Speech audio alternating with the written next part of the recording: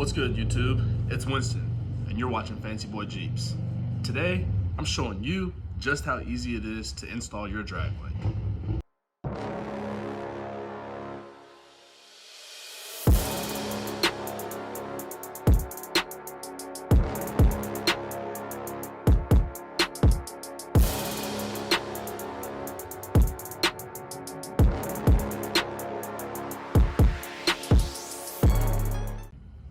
Last week, went over steering, we went with Curry, and I told you why.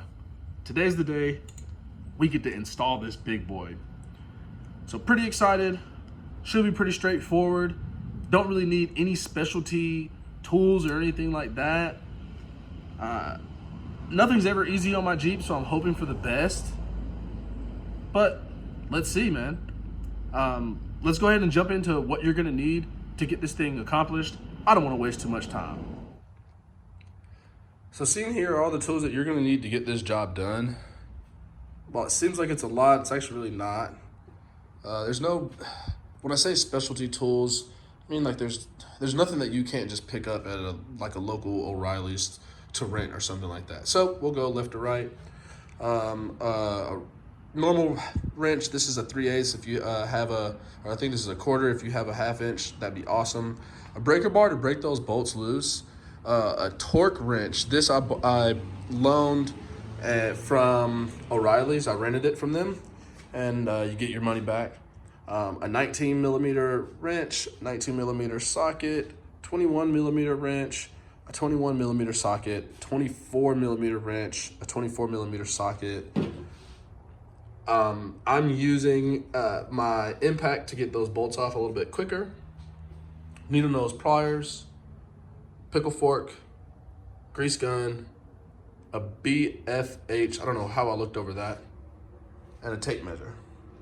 Something I didn't mention is if you have a floor jack, it would be a little bit easier maybe to get your tires off and get a little bit of access to some of that stuff, but I don't, so we're gonna attempt to not. I have one on the way. It's just, you know, showing up any day now. So, but that's the only other thing that I might recommend.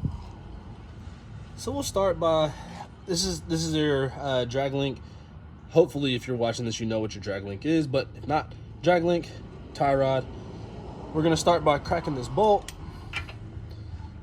This is what, if you have a really nice impact, then you may not have to use a breaker bar, but mine is only decent, so boom. Crack that impact, or just your normal socket ratcheting wrench. Let it out a little bit. It's probably not going to come down, and then we're going to take the hammer. We're going to hit here, and that should drop this down.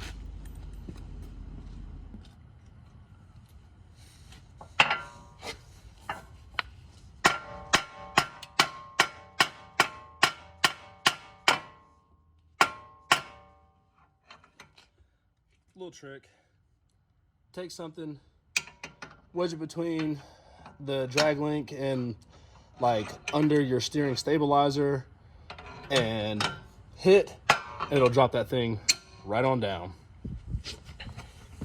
This is gonna be the side that's probably gonna make you the most frustrated because it's literally impossible to get a socket on this.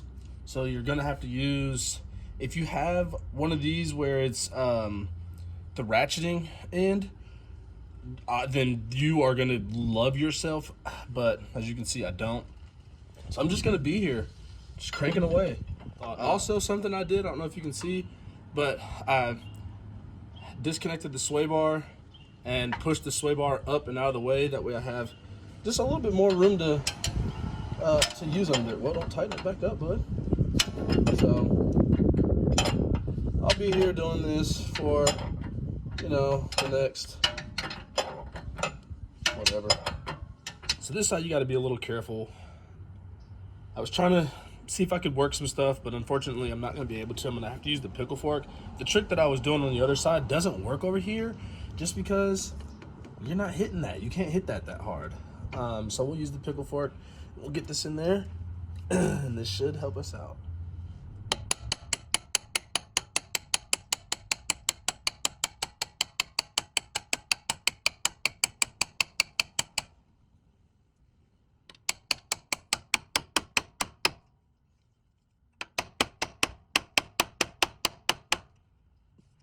stuck in there, dude.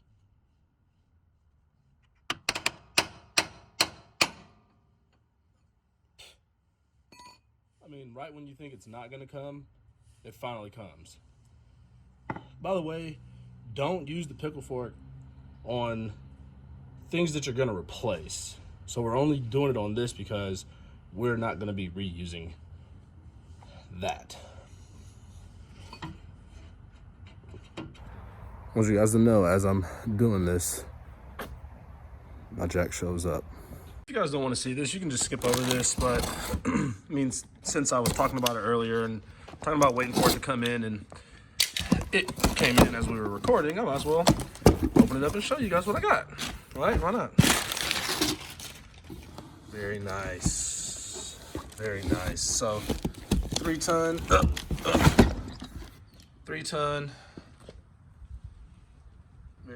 So, got it out, man, just real quick. I'm not going to take up too much time, but there's the safety features. I'm going to leave the sticker on because my best friend has one of these, and I can't ever, like, I use this all the time, and I can't for the life of me remember which way is safety or not. So, boom, boom, leaving it on.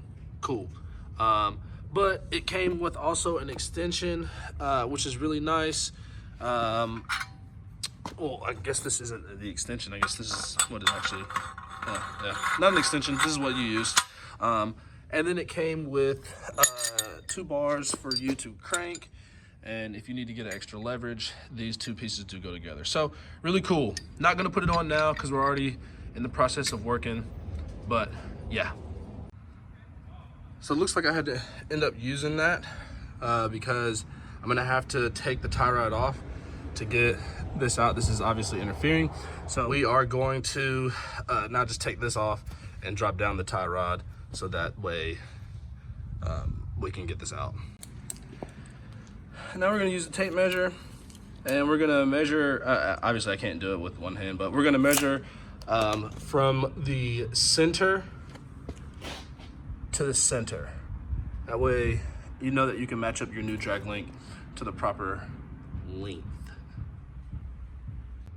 So mine was right at 41 inches. Luckily on your new ones, you don't have to guess where the center is. Boom to boom. Now here's a really, really key big point. When you go to adjust this, if you have to adjust it in or out, make sure you're adjusting it by this. Make sure that you are taking this loose and then using this to rotate in or out to match your stock drag link. And take notice to how many threads you have from this left on the inside. You don't want to make sure that you don't have too little left and then something happens and you snap it. So just keep look out for that.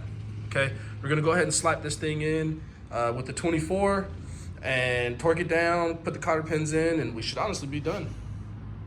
So now we have both ends in. We're gonna try to get this one down to 80 foot, but for sure we're gonna get this one down to 80 foot with the torque wrench. So if you've never used a torque wrench before, what you're looking for is a click, and you'll hear it. I promise. That right there. That's the click that you're looking for, that you know it's at 80 foot-pounds.